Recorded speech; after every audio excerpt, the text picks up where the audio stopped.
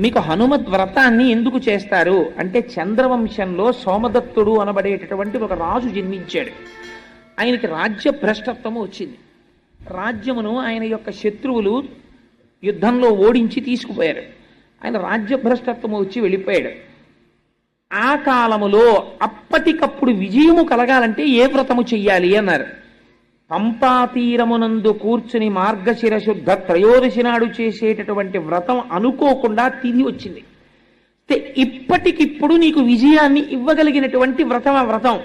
మరి ఎలా ఇప్పుడు పంపాతీరానికి వెళ్ళడం అంటే నీకేం భయం లేదయా, నువ్వు ఇక్కడే కూర్చుని ఉండు, నీకు కలశలోకి పంపాతీరమును ఆవాహన చేస్తాం అని ఆ రాజుతో వ్రతం చేయించారు. చేయిస్తే ఆయన పరమభక్తి శ్రద్ధలతో వ్రతాన్ని చేశారు. చెయ్యగానే హనుమ యొక్క అనుగ్రహం కలిగింది. హనుమ యొక్క అనుగ్రహం కలిగి విజయాన్ని పొందినటువంటి వాళ్ళల్లో